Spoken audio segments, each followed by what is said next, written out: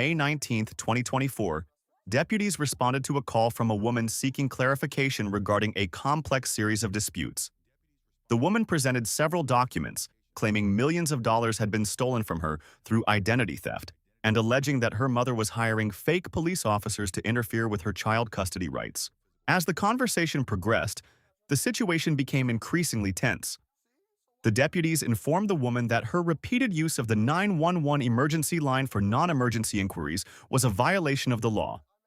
When the officer attempted to place her under arrest for disorderly conduct and misuse of the emergency system, the woman pulled away and began to scream. She repeatedly claimed the deputies were not real law enforcement and physically resisted their efforts to secure her.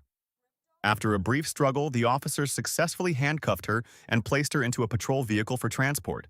This encounter on May 19, 2024, provides a profound case study in the intersection of mental health, legal procedure, and tactical law enforcement.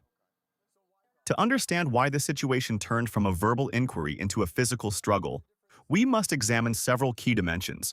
From the onset, the subject's narrative was marked by significant cognitive dissonance. Her claims, ranging from winning the lottery and trading millions in cryptocurrency to a conspiracy involving fake police officers hired by her mother, are classic indicators of high-stress paranoia or potential delusional thinking. For the deputies, this creates a high-risk communication environment. Traditional de-escalation techniques often struggle when a subject refuses to acknowledge the fundamental reality of the officer's authority, leading to a breakdown in cooperation before the legal process even begins. The turning point of the interaction was the subject's admission of using 911 for non-emergency verification. Law enforcement agencies emphasize that the 911 system is a finite resource dedicated to life and death emergencies. By utilizing this line to check the legitimacy of the officers standing right in front of her, the subject committed a dispatch violation. The officer's decision to move toward an arrest was not merely a reaction to her claims, but a procedural necessity to address the misuse of public safety infrastructure and her overall disorderly conduct. When the deputy transitioned from questioning to physical control, the compliance window closed rapidly. In law enforcement training, the moment an officer announces an arrest and initiates physical contact, the subject has a legal obligation to comply. The subject's immediate reaction, pulling her arm away and screaming, shifted her status from verbally non-compliant to actively resisting. This forced the deputies to escalate their level of force to maintain control of the scene and prevent the subject from retreating into the house, where unknown variables or weapons could be present. During the struggle, the subject employed several resistance tactics, including dead weight, making her body limp to hinder transport, and verbal deflection. Her claims of a panic attack and her request for a female officer are common in high-stress arrests. While deputies have a duty of care, their primary tactical objective remains the safe application of restraints. Once the subject was secured in the patrol vehicle, the deputies transitioned back to a supportive role, offering water and encouraging deep breathing, illustrating the fluctuating nature of police work where an officer must be an enforcer one moment and a caregiver the tieptheo. Perhaps the most challenging aspect of this case was the authority loop. Because the subject believed the officers were fake, every attempt they made to enforce the law was viewed by her as abuse or kidnapping. This reinforced her resistance, which in turn necessitated more forceful restraint from the deputies. This cycle highlights the extreme difficulty officers face when dealing with subjects experiencing a break from reality, where professional conduct is often met with profound, fear-based defiance. In regards to the identity theft. Okay, so I've had mail swapped out, like literally.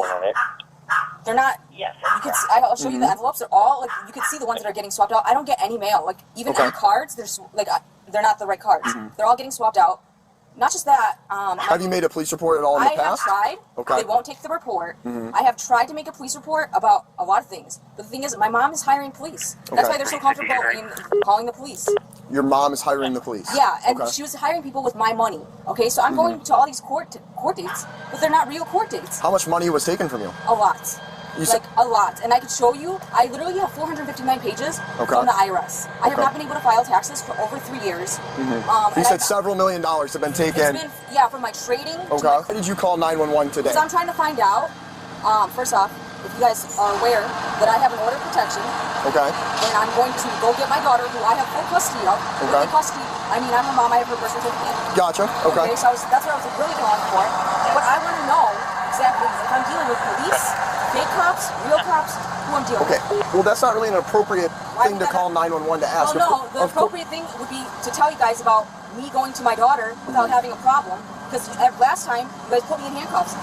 And that's a problem for me. You called the police today to intercede or to oversee a change of custody with your daughter? Well, I have full custody, but you guys have stopped me from getting my daughter. And Can I see that? Yeah, go ahead.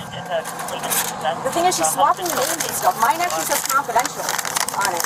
Okay, so who's Victoria Schneider? That's my mom. Okay. But I have to So it looks like your mom filed an order of protection against you on the 7th. Okay, mine's now. Okay. And it has confidential on it. And So, confidential, that one doesn't have confidential. This one just has a little stamp. This was sent from the courts. Was it emailed to? How did you receive this? Okay, this, some random police were like... So a deputy came, I gave don't you know if this. they were no, I think they were hired. Like, Okay. So... Well, this looks like something that I really can... don't care, Okay. because this is what I have. I have from the actual courts. Okay. Okay. Who emailed this to you? If you go to the top. 42, they were actively arguing. Okay. This is from E-filing? e-filing Gmail from Tyler Tech.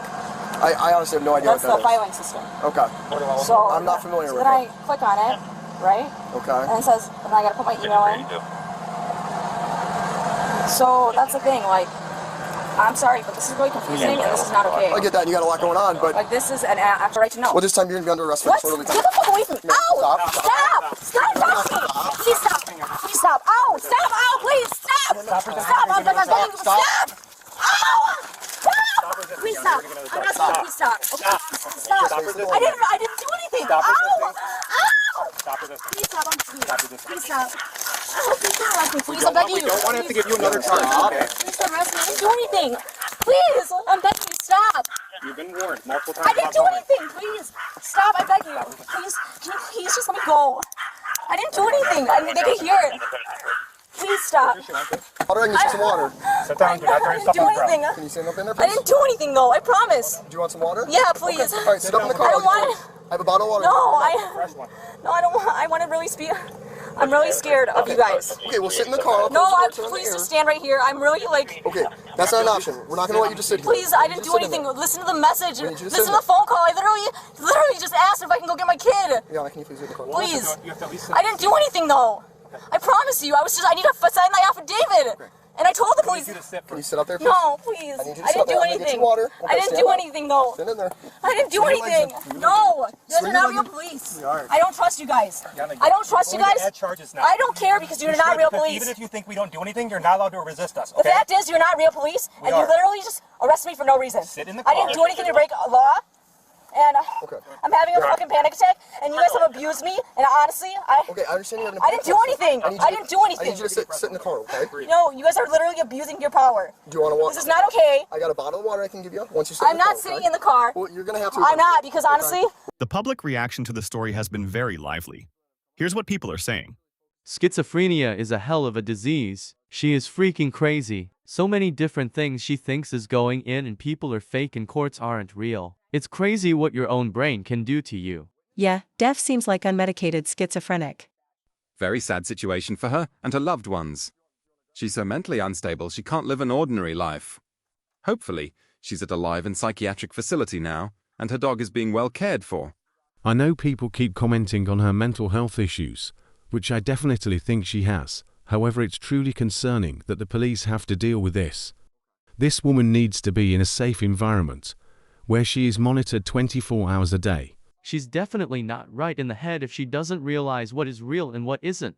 That's probably why her mom have custody. Lots of the time drugs can really screw with someone's mind. I've seen it over time. People lose their minds, then there's ones that are born with mental health issues, big difference, and others that develop issues because of really desperate serious things that happen to them, PTSD. Disorderly conduct, misuse of 911.